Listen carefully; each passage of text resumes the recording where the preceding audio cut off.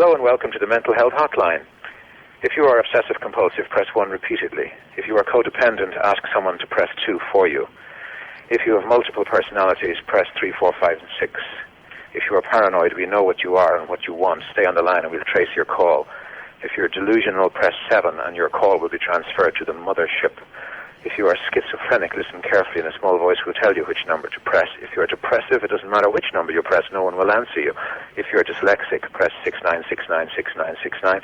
If you have a nervous disorder, please fidget with the hash key until the beep. After the beep, please wait for the beep. If you have a short-term memory loss, please try your call again later. And if you have low self-esteem, hang up. All our operators are too busy to talk to you. All Hit Radio.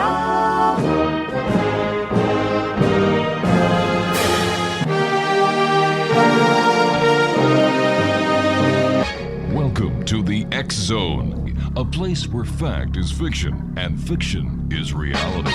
Now, here's your host, Rob McConnell.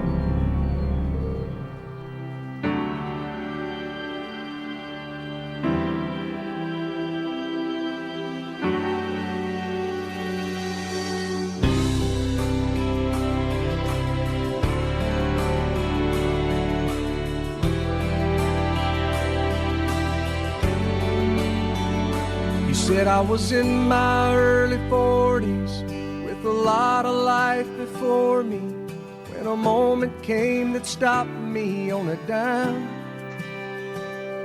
I spent most of the next days looking at the x-rays, talking about the options and talking about sweet time.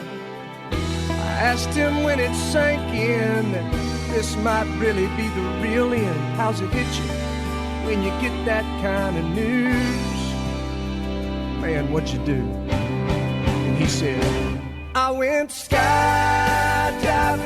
I went Rocky Mountain climbing, I went 2.7 seconds on a bull named Blue Manchu, and I loved deeper, and I spoke sweeter, and I gave forgiveness I've been denying. And he said, someday I hope you get the chance to live like you were dying. And welcome back to the X Zone, everyone. I am Rob McConnell. We're coming to you from our broadcast center and studios in Crystal Beach, Ontario, Canada. If you would like to send me an email, xzone@xzoneradiotv.com, on all social media sites, Xzone Radio TV. And if you'd like to find out all about what programming is available for you on the X Zone Broadcast Network, visit www.xzbn.net. And for the X Zone television channel on Simul TV, visit simultv.com. X Zone Nation, my guest this hour is Mark Anthony, psychic explorer. He's also known as the psychic lawyer. Now, Mark is a fourth-generation psychic medium who communicates with spirits. He is an Oxford-educated attorney licensed to practice law in Florida, Washington, D.C., and before the United States Supreme Court. Now, the Psychic Explorer travels to mystical locations in remote corners of the world to examine ancient mysteries and supernatural phenomenon. Mark appears nationwide on TV and radio, including CBS TV's The Doctors and Gaia TV's Beyond Belief with George Noory. He is the co-host of The Psychic and The Doc on Transformation Network. Now, he's a featured speaker at conferences, expos, and universities, which include Brown, Columbia, Harvard, and Yale. Mark is a columnist for Best Life Holistic Magazine. It's the Best Holistic Life Medicine magazine, and he's the author of the Afterlife Frequency. His other best-selling books are Never Letting Go and Evidence of Eternity. Welcome, Mark, to the show. And Mark, welcome back to the X Zone. Long time no talk. Thank you, Rob. It's great to be here. I always enjoy our time together.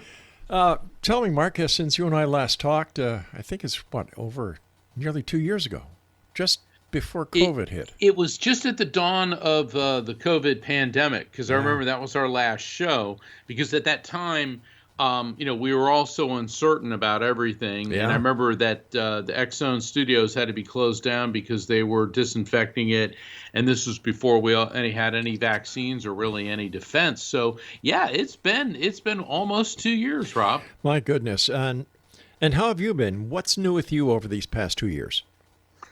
Oh, quite a bit, actually. Like you indicated, I'm now co-hosting a show called The Psychic and the Doc with my co-host, Dr. Pat Basilia, world-renowned psychologist, and I've been working on my new book, The Afterlife Frequency, which launched Tuesday, October 12th. It's on sale worldwide. And you know, Rob, I'm really humbled by the reception. It's already hit bestseller status on Amazon. Fantastic. I was notified recently that it has been submitted for a Pulitzer Prize. So it's like, you know, and then Captain Kirk went into space today. So really, it doesn't get any better than this. But you must have known it was going to be submitted for a Pulitzer because you're a psychic. Well, you know, you can't read for yourself. Oh, yeah. And so somebody obviously thought enough of it to submit it. And so, you know, if that person's listening, thank you very much. I'm honored. All right. So this book came out yesterday. It was launched yesterday or the 12th. Yeah, well, yesterday was the 12th. Already a #1 bestseller. What is this book about that makes it so popular and makes it something that everybody wants? The Afterlife Frequency, the subtitle of the book is The Scientific Proof of Spiritual Contact and How That Awareness Will Change Your Life. And what this is, Rob, this book has been years in the making because traditionally the different forms of spirit communication, whether it's through a medium or let's say somebody has a dream and they receive a visitation from a loved one and they know that it was a real contact because, you know, it's real. It feels real. It has a beginning, a middle, and an end. Near-death experiences, very widely documented worldwide. Shared death experiences, deathbed visions. All of these are different forms of what I have termed interdimensional communication. In other words, it's communication between us in our world, our material world dimension, and spirits. But traditionally, Rob, all these different forms of spirit communication have been treated as separate phenomenon. I don't, because I've been studying these for years, and there's common denominators between all of them. They all involve alignment of frequency between this world and what I call the afterlife frequency, the other side. They all involve energy, and they all involve communication with spirits. So I've gone ahead and explained this logically because I believe, and I think any rational, intelligent person understands that there is an explanation for everything. Right. Yeah, there's a reason. And this, for me, came when I was about 8 years old. My father was a NASA engineer. Before that, he'd been a Navy SEAL. And I remember I just loved what he did. He worked with the space program. He knew astronauts. I mean, I just thought my dad was the coolest guy ever. And we were looking at the stars one night, and we were talking about, infinity. That's a pretty heavy concept for an 8-year-old, but I was doing my best. And he said that, Mark, there are no mysteries. There are only questions for which we do not yet have the answer. But if you put enough research, enough funding, and enough dedication, eventually you're going to find the answer, even if we don't have the scientific technology yet to detect it. And that really stuck with me, Rob. I can understand why, but and from that moment where your dad was talking to you at the age of 8 years old, how did you get to be the psychic lawyer, or as you're now known as the the psychic explorer? Yeah, it's funny. The media keeps coming up with various nicknames for me. They've nicknamed me both the psychic lawyer and the psychic explorer. These abilities, the ability to perceive spirits, runs in my family. My dad had these abilities, as did my mother, and she was a commercial illustrator and a fashion designer and an artist. So, it wasn't like, they were running around wearing turbans saying, I will read your palm, because, that wasn't us. Right. But these run for generations. I've tracked these abilities on both sides of the family back into the 1890s. My mother's family emigrated from Italy. And her grandmother, my maternal great-grandmother, whose name was Giovanna, was known, Rob, in Little Italy in New York City and in North New Jersey as the woman who knew things. In fact, PBS did a special in 2016 on the Italian Americans. It was a 4-hour special, it was 2 nights. They actually did an entire segment on Giovanna, and they referenced her psychic abilities. And I'll never forget watching this on TV, and I'm calling my siblings and I'm calling my cousins. We're all calling and texting each other like, oh my God, this is what they're talking about. And then on the flip side of the karmic coin, my dad's family couldn't possibly be more different from them. They were very conservative, white Anglo-Saxon Protestant Baptists from Pennsylvania. Oh my gosh. But my father, his sister Marjorie, his mother Isabel, and my paternal grandmother Grace were all mediums. So this just says in my DNA. All right, Mark, stand by. You and I have to take our first break for tonight. Exonation. I'm sorry, I'm battling this darn summer cold. My special guest this hour is Mark Anthony. He's known as the Psychic Lawyer, the Psychic Explorer. And if you'd like to find out more about Mark, visit his website at www.afterlifefrequency.com.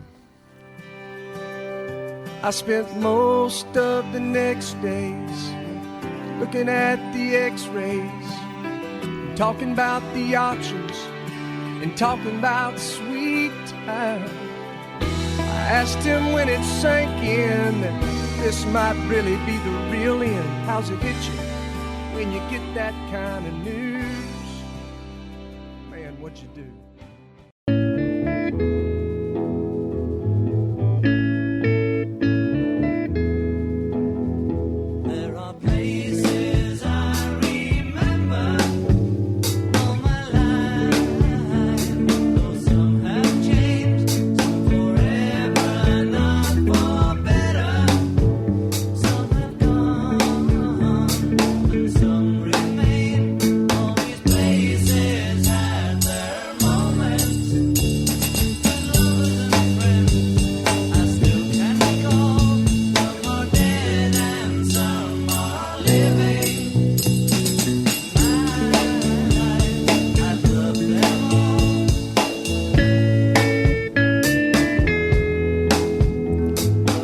And welcome back, everyone.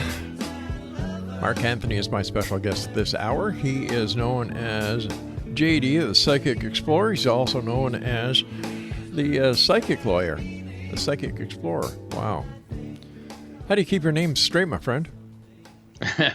Well, what it is, the media labeled me as the Psychic Lawyer, then they labeled me as the Psychic Explorer.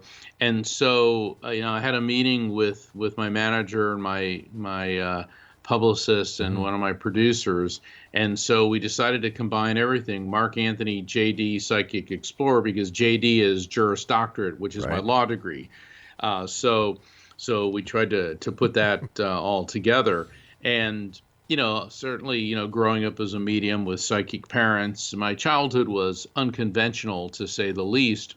And even though I went to law school, in my free time, ever since I've been a teenager, I have traveled to very many remote and unusual places in the world because of my fascination with archaeology and ancient mysteries and supernatural phenomenon.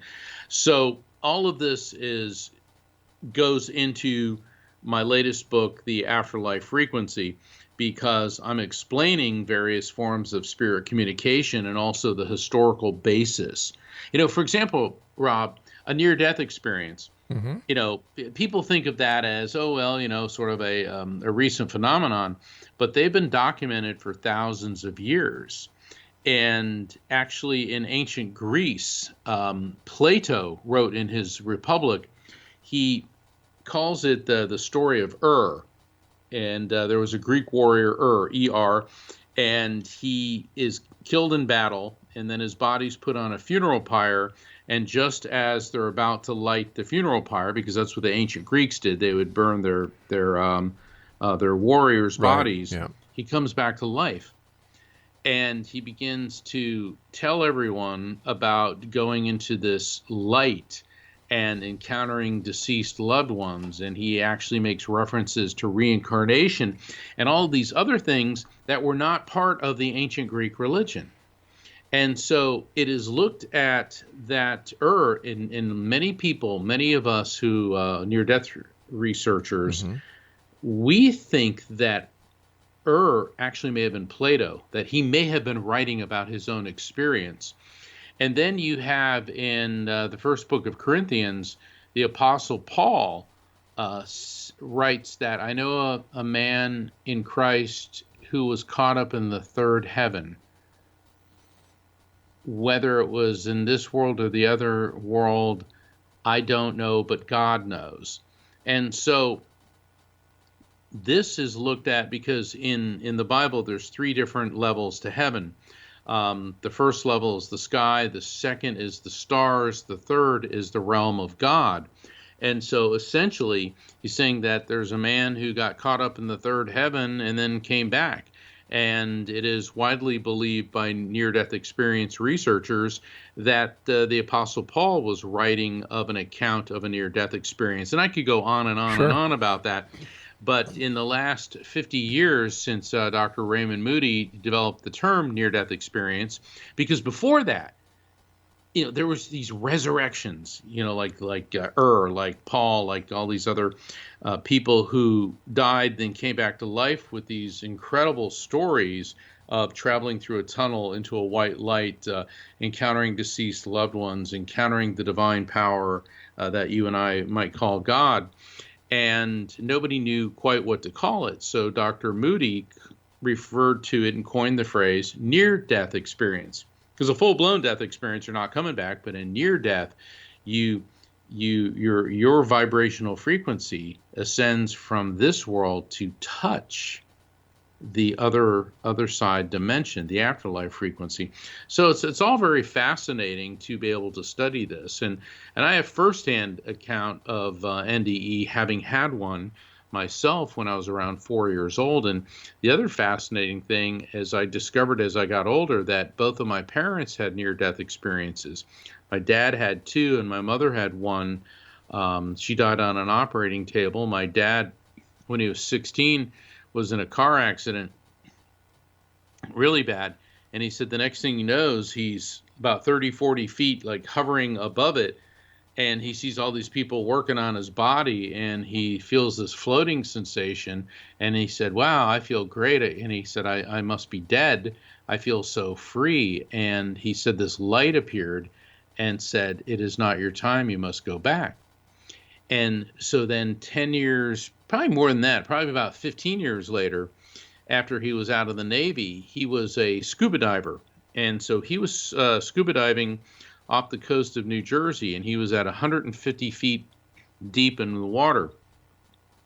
It's about 45 meters or so. And all of a sudden his regulator jammed. Ooh, and he began sucking water. And he said, he said, Mark, I was drowning. And he said, all of a sudden there was the light again and that beautiful feeling.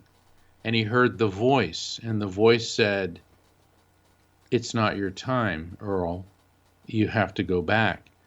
And my dad said, Mark, in those days, when a regulator jammed, that was it. There was no backup. There was no emergency plan. I was 150 feet deep.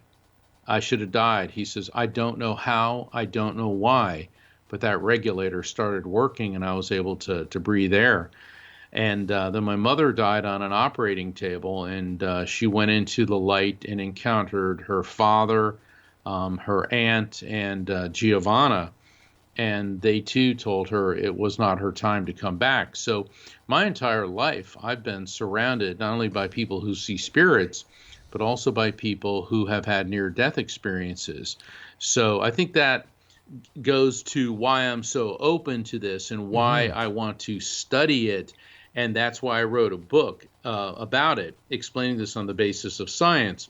But the thing is, and this is a spoiler alert for all of your listeners, please do not expect a dry technical treatise. No way am I going to do that to anybody. I suffered through enough boring books in law school and boring books in the practice of law, reading legal opinions written by judges with, sharp legal minds, but no skill whatsoever from writing anything that makes you want to stay interested.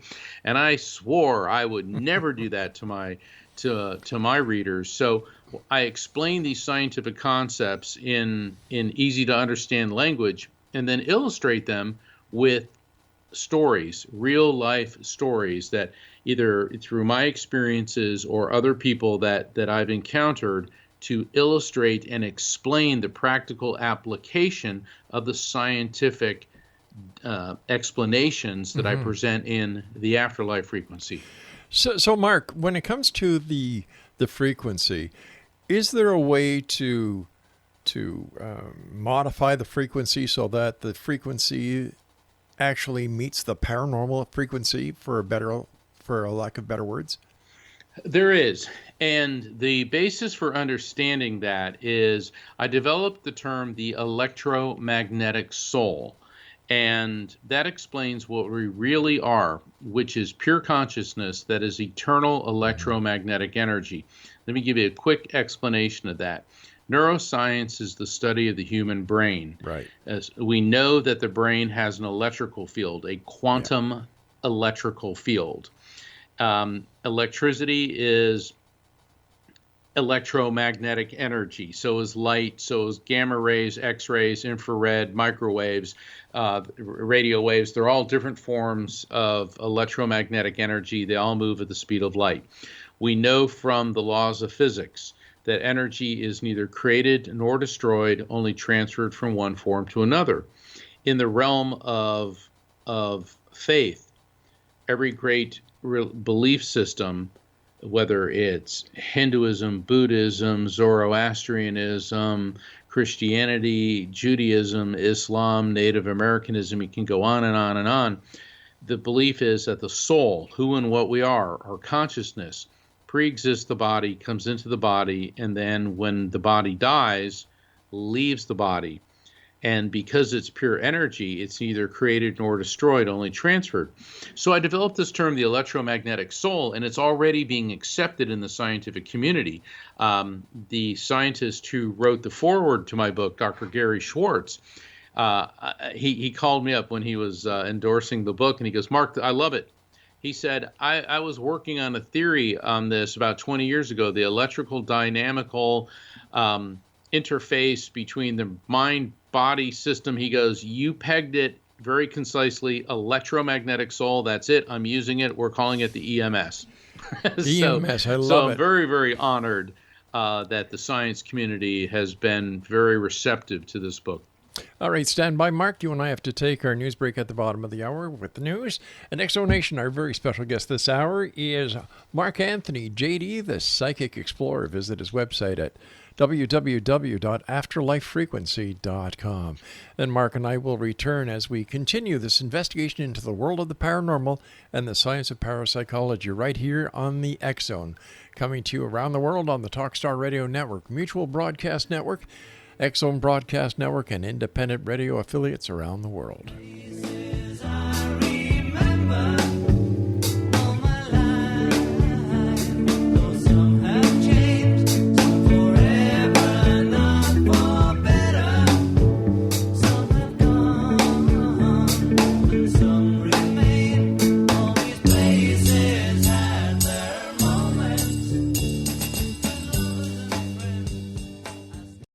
Emergency. This is Elijah. What? Elijah, you know Elijah? No, I don't. Well, they know me down at the police station. Well, hey, why does that keep beeping like that? It's on a recording. Oh, hey, a recording. That's great. I'm being recorded? Yes, sir. Hey, that's great. I want everybody to hear about me. Pretty soon I'll be world famous. That's the truth. I'm going to Jerusalem pretty soon. God's going to take me his way, a spaceship. UFO, you better believe it. They're everywhere. Everybody has seen, millions of people have seen them all around the world. Well, that's great. Yeah, that's right. And God bless the police officers and the scientists and the ordinary people that talk about these UFOs, so they do exist, and I know all about them. I'm a ufologist. I'm the #1 scientist on this planet. I'm an authority on them. I'm a scientist. Okay. Yeah, you heard of Albert Einstein? No, but I'm going to have to go. I got other emergencies. Well, I can explain it to you, his formula of relativity. Well, I don't have time to hear Einstein's theory of relativity. But it's very simple. E does equal MC squared. That's right. Okay, Emmanuel equals to Messiah coming the second time. It's elementary, my dear Watson. Einstein was a Jew, and I'm a Jew, and very few people in the world understood him. That's right. I'm an engineer, I'm an electrician, a plumber, everything. I can do anything. Well, that's wonderful. And I'm the world's greatest entertainer. Well, I'm worth about $50 million a year. Elijah, I got to go now. Okay. God bless you. Bye-bye. Bye-bye.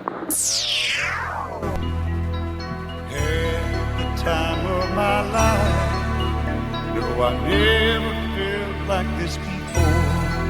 Yes, I swear it's a truth, and I owe it all to you. 'Cause I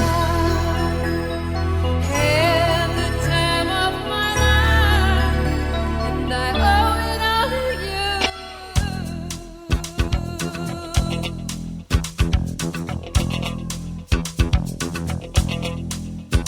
I've been waiting for so long. Welcome back, everyone. Our guest this hour is Mark Anthony, JD, the psychic lawyer, psychic explorer. I'll get it right yet. Try this again. Mark Anthony, JD, the psychic explorer. His website is afterlifefrequency.com. You know, Mark, a lot of paranormal investigators that we talk to here on the X Zone use EMF detectors, electromagnetic frequency detectors, during their investigations. And they say that they can tell when there's a spirit or a ghost in the area by the way the electromagnetic, the EMF detector reacts. Absolutely. Yeah.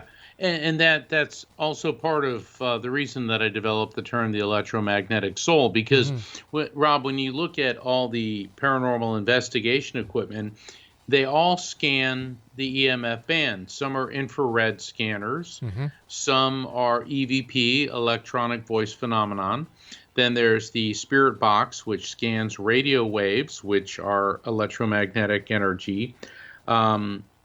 Some look for ultraviolet anomalies. So it's really fascinating because it all comes down to the EMF band. And, you know, Thomas Edison believed back in the 1920s that he could create a device sensitive enough to communicate with discarnate intelligence. That's the way he explained it, in meaning a spirit. In fact, he was interviewed in a number of magazines, Scientific American being one of them. And unfortunately, he died before he was able to complete his work on that project. And currently, Dr. Gary Schwartz, who also wrote the foreword for the Afterlife Frequency, he's working on a project now called the Soul Phone. And it's fascinating because I've been in his laboratory at the University of Arizona to see it. And unfortunately, you know, I had to sign an NDA, non-disclosure agreement, so I'm not at liberty to discuss what I saw. But all I can say is, wow. So the science is there. But in the interim between those two, we have these different types of paranormal investigation equipment which are scanning EMF, looking for electromagnetic energy spikes, because that is what a spirit is. Right. Well, didn't Thomas Edison work on a phone that could connect with the dead? Well, that's what he called, actually the media called it the spirit phone. So he was working on that, but unfortunately he died before he could complete his work on it. Fascinating. So where do you see your research going? You know, you've got the book coming out. How are you furthering the investigation into the frequency connection between the different realities? And does the frequency also affect other dimensions? It does, and that's one of the aspects that I delve into in the Afterlife Frequency. I talk about space-time, where with quantum physics, you know, when people hear the term quantum physics, they want to turn and run. But it really is the basis for everything, because we all know from science that everything's made of molecules, which are made of atoms, which are made of smaller particles known as electrons, protons, and neutrons, which in turn are made of the smallest particle, which is quantum. and quantum is electromagnetic energy. Now, technically, an electron is a quantum because an electron is 1/1800th the size of a neutron and a proton. So on the most basic level, Rob, everything is electromagnetic energy. That means you, me, the air we're breathing, the radio waves that this show is being broadcast on, the chairs that we're sitting in, everything on the subatomic level is the same electromagnetic energy. But we also know from quantum physics that everything has a different vibration. And so the vibration of a chair is certainly much lower than your vibration because you're a living organism. And that when we die, the electromagnetic soul in our body is like a drop of water. It leaves the brain. Okay, the brain just hosts the EMS. It doesn't create it. The EMS leaves the brain and plunges into this eternal sea of consciousness, what I call the collective consciousness. And your question is, well, what can we do to raise the vibration? So everything has different vibrations. And when we are able to raise our vibrational frequency and spirits are able to spot that and they bring theirs down, you get a frequency match. I think the easiest way to visualize this is think of our world as AM radio and the spirit world as FM radio, higher frequency modulation, FM. And so they're two independent systems.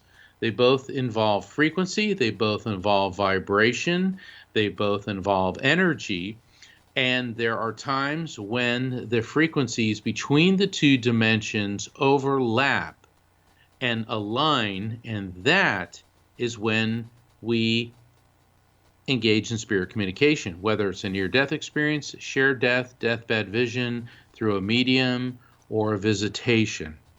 Now, would this also be applicable to the sighting of UFOs and other aspects of the paranormal?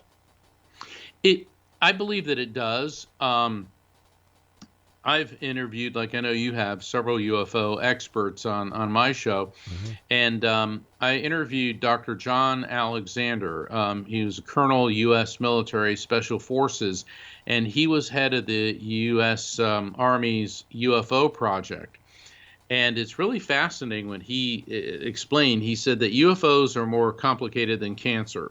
He said that there's no one easy answer to it, but they are real. Now we know because, the Pentagon and the U.S. military and other countries have come out and said UFOs are real. And then I love it. They stick the caveat, but we don't know what it is. Yeah, they have a good idea. But what Dr. Alexander explained to me is that he said a UFO is not a tin can flying through space for 1,000 years. They have figured out how to warp space-time. Mm-hmm. And this, yes, we've all heard of Star Trek and warp speed, but it's a real theory that you can generate an energy field strong enough to create a fold in space-time so that you are able to jump dimensions from one coordinate to the next in the blink of an eye. And this has been theorized by quantum physicists in obviously in our world. And the big question is getting up enough energy to do this. So these UFOs, which I think they're now calling UAP, unidentified aerial phenomenon, tomato, tomato, this alien technology is such that they're able to warp space-time, which is something that, Albert Einstein theorized a century ago. So this is all very fascinating.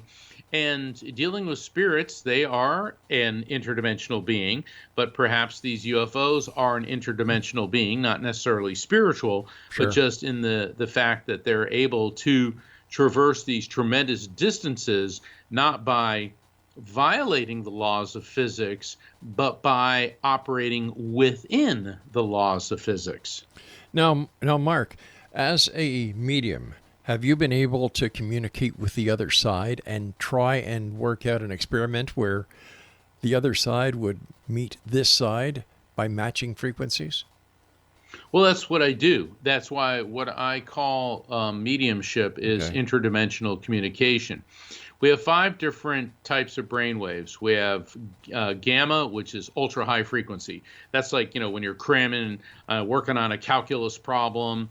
This is, think Elon Musk, Matt Amodio, Ken Jennings. Okay, that's gamma. That's gamma. And then when we're in the conscious awake state, we're in beta. When you go into a meditative and relaxed state, your brainwave frequency shifts to alpha. And then when you go to a deep dream-filled state, that's theta. The next state is delta. All right, we're gonna have to. I'm gonna have to hold you off here, Mark. Okay, because we'll carry this sure. to the next segment. All right, Exo Nation, if you'd like to contact Mark, or if you'd like to find out more about the work he's doing, visit his website, www.afterlifefrequency.com. I'm Rob McConnell. This is the X-Zone. Mark Anthony, JD, the Psychic Explorer, and I will be back on the other side of this break, so whatever you do, don't go away.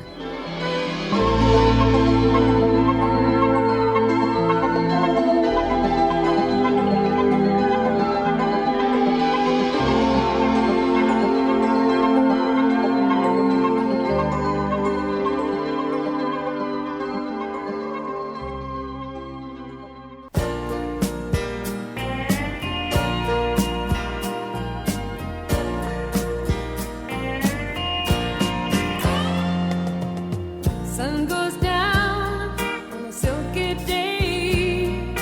Quarter moon walking through the Milky Way. Oh, you and me, baby, we could think of something to do.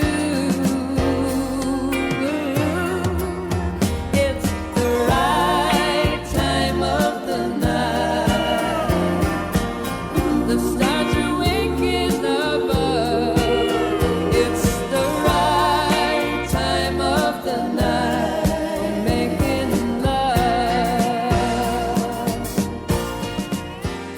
Exo Nation, our guest this hour is Mark Anthony, JD, the Psychic Explorer. We're talking to Mark about Afterlife Frequency this hour. And if you'd like to find out more about Afterlife Frequency, visit Mark's website at afterlifefrequency.com. All right, Mark, before we went to the break, you were just telling us about the different frequencies, I guess. The different Yes. states, yeah? Yeah, we have 5 different types of brainwave frequencies: gamma, beta, alpha, theta, and delta. Long story short, it's on the alpha theta border between the meditative and dream sleep that psychic and mediumistic activity occurs.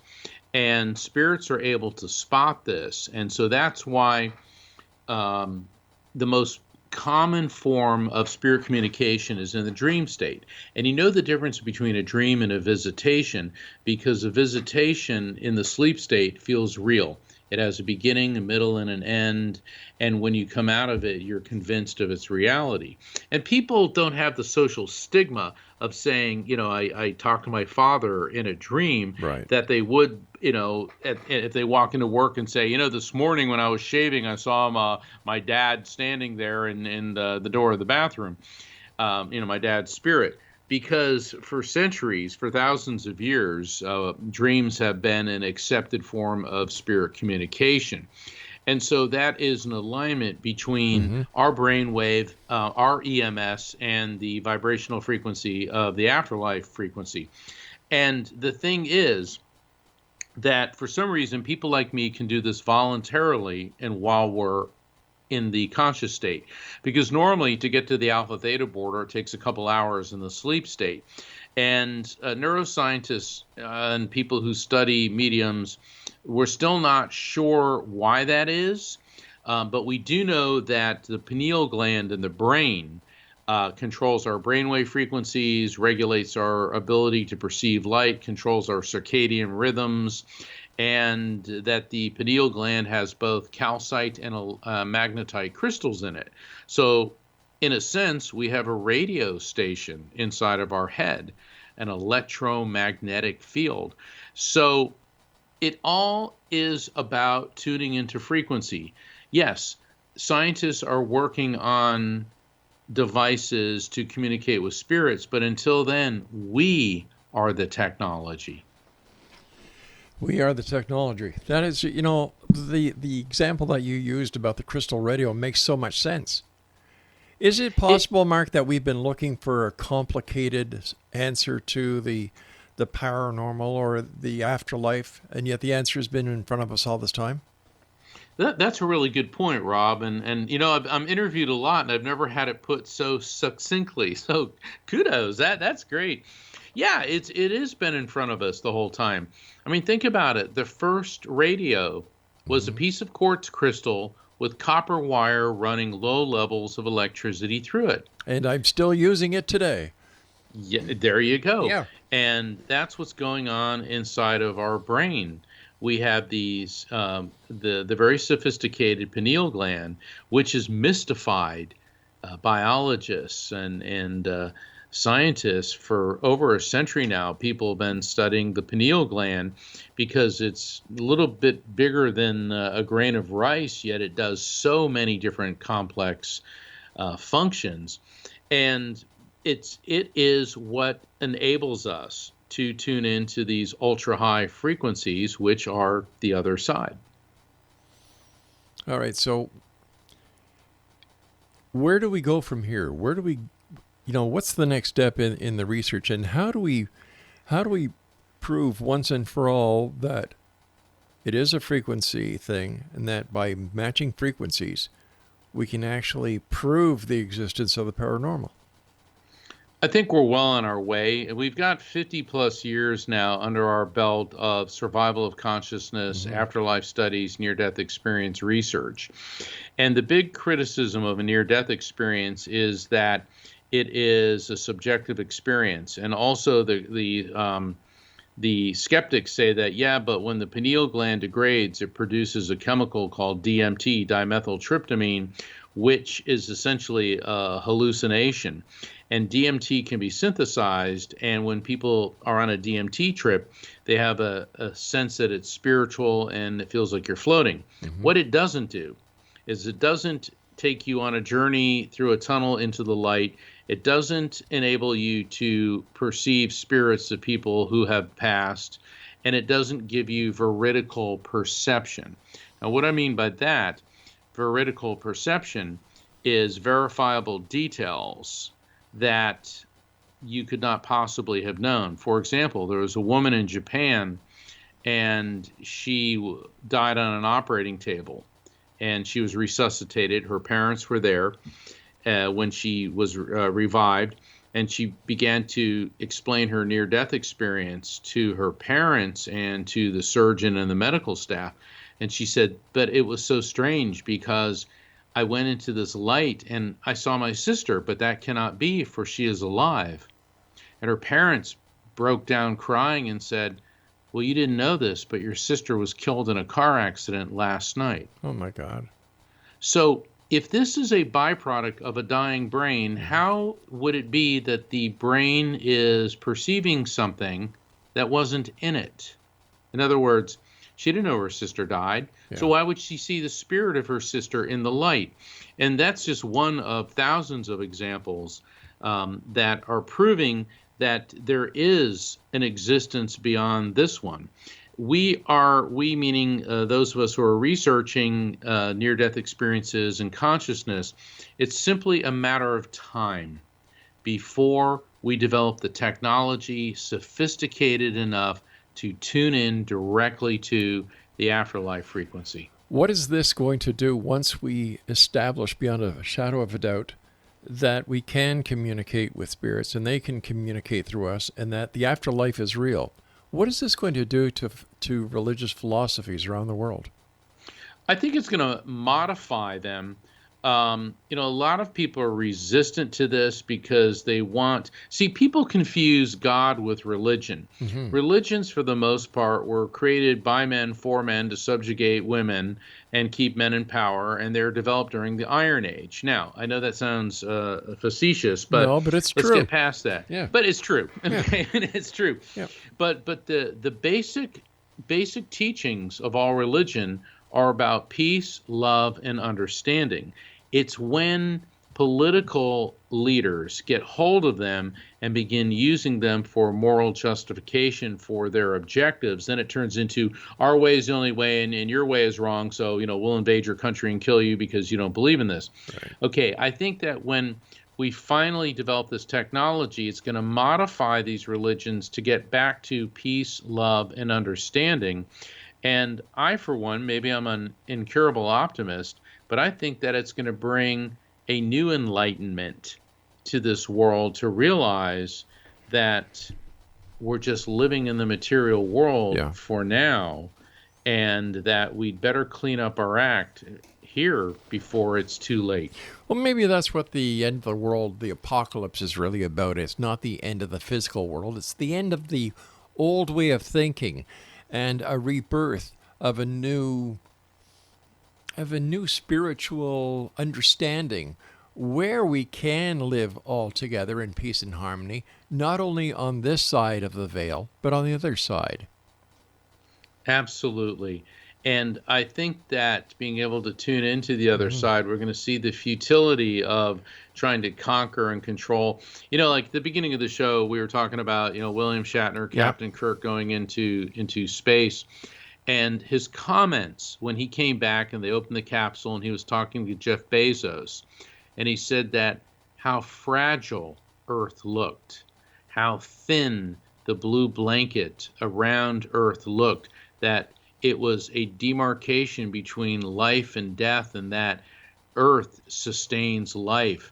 That it was so profound. And, hearing this from a 90-year-old with almost a century of living and experience, to me, it was very profound.